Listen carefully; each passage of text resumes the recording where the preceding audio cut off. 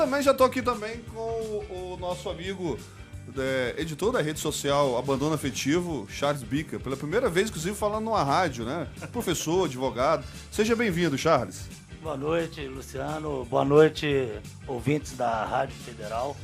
A gente veio aqui trazer um pouco desse tema que está tão debatido. Está em voga. Principalmente agora com essa... Infelizmente, já era para estar sendo debatido há muito tempo.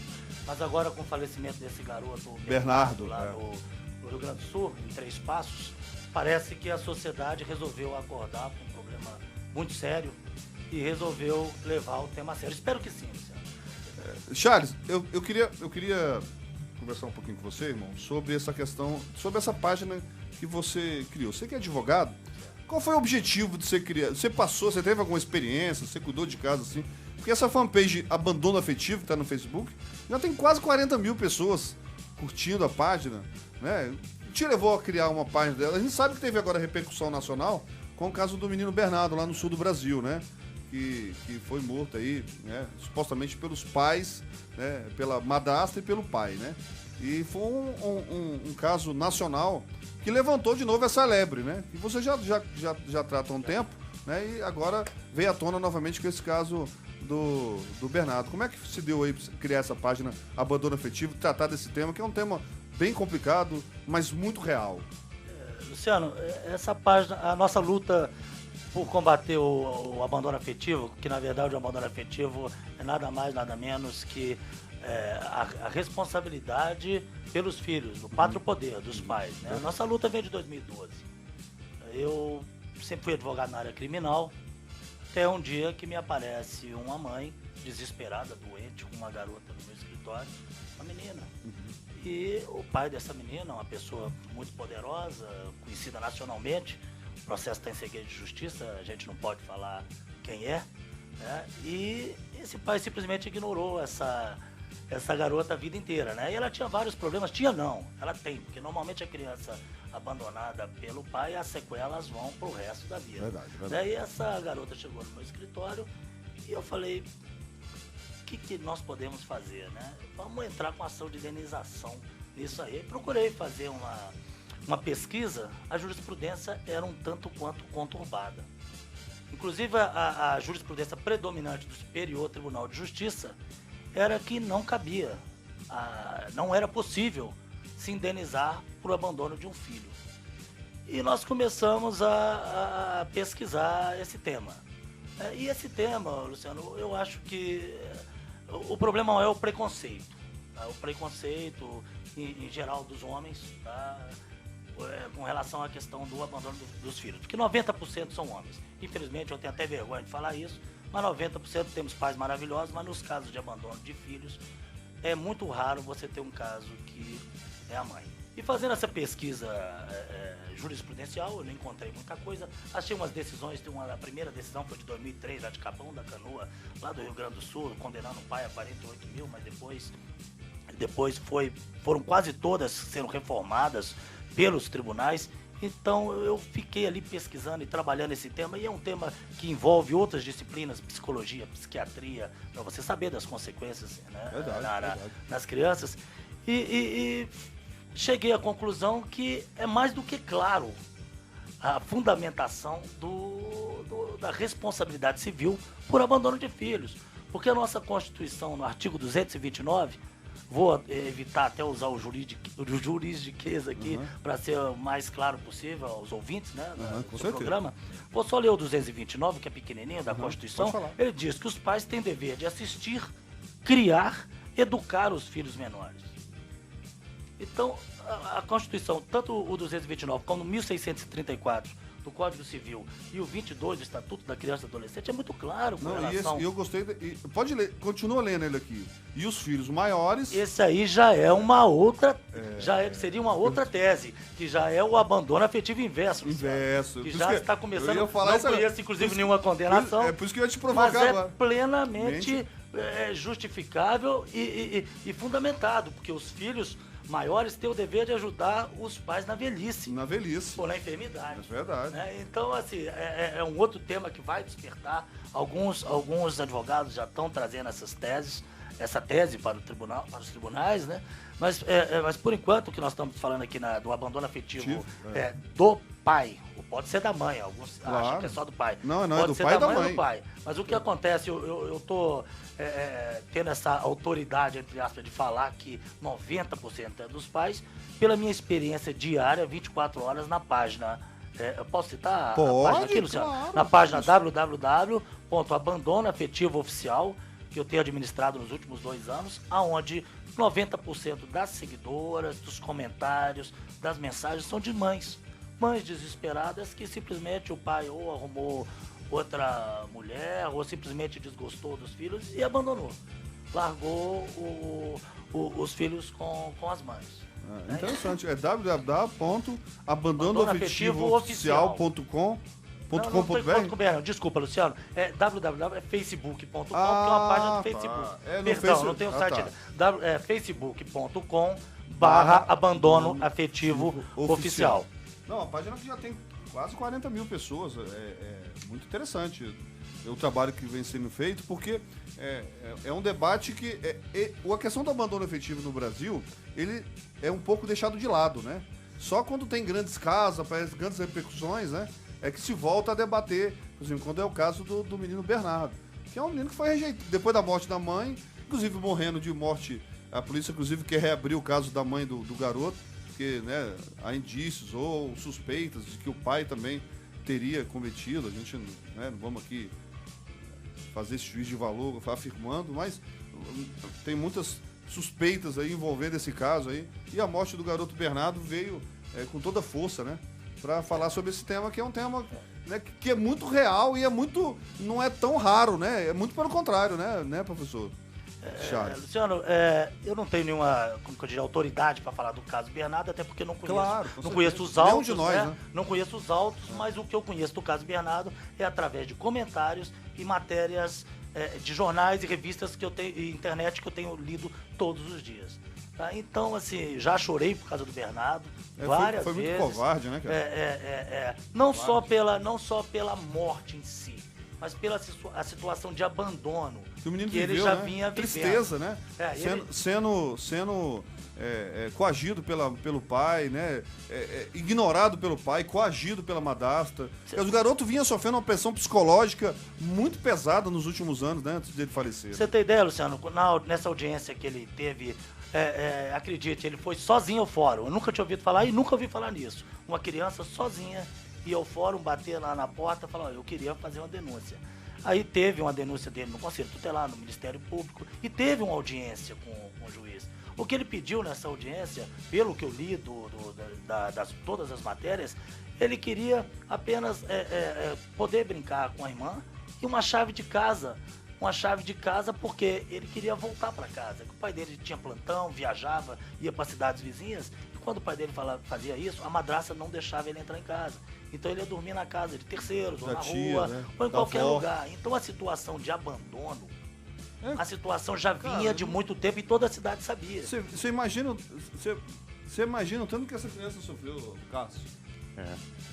O sofrimento que e você vê nas fotos dele, você vê nas imagens que passam dele na televisão, você vê que ele é um garoto muito tímido e bem triste. Isso é muito latente, né, nele. Assim, eu fiquei emocionado. Foi de ver as imagens dele, sabendo de tudo que ele passou, de todas as torturas psicológicas e até violentas que ele deve ter sofrido, e olhar o bichinho na foto. Eu sou pai, cara, eu chorei igual criança. Eu fico emocionado só de falar. Porque você imaginar que uma criança sofre uma tortura dessa, né? Uma criança bonita, né? Que tinha uma mãe, que era bem cuidado. Até perder a mãe. Né? Perdeu a mãe, né? Assassinada, já é uma loucura, né? Eu queria entender uma coisa aqui, se, assim, é uma questão de opinião. Se esse tratamento muito célere, muito informal, diria até, do Ministério Público a esta queixa, porque, veja bem, eu acho que caberia aí, de repente, trazer uma defensoria pública junto com o menino para o momento da reaproximação com o pai, ou da audiência em que o pai foi trazido, e evocar a questão de que, bom, tudo bem, o pai pode aqui, perante o tribunal, assumir um compromisso de mudar o comportamento, mas e as acusações sobre a madrasta, de maus tratos sobre a madrasta? Não tiveram o menor tratamento pelo Ministério Público e pelas Ela já tem autoridades. antecedentes. Então, e aí, assim, você não acha que eu entendo que às vezes o Ministério Público, em se tratando sobretudo de questões de família, ele tenta conciliar da forma mais rápida possível, da forma mais ágil possível, evitando que o problema cresça, né? Mas você não acha que foi um pouco simplória demais? Eu acho, Cássio, que tem que mudar a mentalidade. Aqui nós temos os juízes de famílias, não estou aqui também para julgar nenhum, muito longe disso, o juiz, o promotor, quem quer que atuou, pelo menos atuaram. Tem casos que nem houve. Nesse caso, pelo menos, ele falhou. A rede de proteção toda falhou. Mas nesse caso, ele pelo menos teve uma audiência que deram uma oportunidade para mais 90 dias, né? Deram uma oportunidade de mais 90 dias com o Bernardo. Mas existe uma tendência de manter o vínculo. No Brasil existe uma tendência de manter o vínculo. Quando às vezes você não tem que manter vínculo nenhum. Nós já tínhamos uma situação muito grave. Se colocasse provisoriamente, com a avó, uma né? família substituta. Com a avó. Ou tinha um outro casal que era muito... A madrinha. Mas tinha também a madrinha, que também levava ele ele passava férias com a madrinha, quer dizer, ele tinha alternativa. A gente tem o conceito, a noção de violência, Luciano, como aquela coisa do exame de corpo de delito. E as pessoas não costumam dar valor ao que é a violência psicológica. Muitos problemas mentais hoje, como depressão e outros, são causas de problemas sociais gravíssimos. E as pessoas não levam a sério. Verdade. Tá vendo lá, o Cássio tá triste num dia e as pessoas não levam a sério os problemas psiquiátricos ou psicológicos das pessoas. Então o abandono. Eu, inclusive, na página agora, eu tô indo além. Eu tô usando abandono. Antes eu usava hashtag abandono afetivo. Agora eu tô usando abandono afetivo mata. Essa página sua recebe denúncias? Nós ainda não recebemos nenhuma denúncia. Vocês estão tratando do assunto, sim, do as tema, denúncias, né? que a gente tem recebido, não assim a nível de encaminhar para Conselho Tutelar, ou para Ministério Público, ou para Vara da Infância e da Juventude. Não, o que a gente tem recebido diariamente, Luciano, que eu recebo todos os dias há 2 anos, são desabafos, cartas de filhos e filhas abandonados pelos pais e falam, eu ouvi falar numa tal ação por abandono afetivo, como é que eu faço? Aí eu explico, oriento a todas essas cartas, inclusive alguns inbox, mensagens inbox, né? Oriento, procure um advogado, ou se não tiver condição, a Defensoria Pública, e pego mais ou menos as características do caso, falo, acho que é um caso, na minha opinião, que tem grande chance, pela minha experiência como advogado, que eu já tenho, hoje eu não posso citar o nome, mas hoje eu tenho a maior condenação do Brasil por abandono afetivo, nesse caso que eu citei no início do programa, está em grau de recurso, espero que a gente ganhe, mas na verdade a ação de abandono afetivo ela não tem o propósito pecuniário, ela tem um propósito moral. Isso que eu falo. E aí eu entro numa outra questão, Luciano, que é a questão que é a questão dos argumentos. As pessoas que são contra a indenização por abandono afetivo, elas usam aquele velho chavão, o amor não tem preço.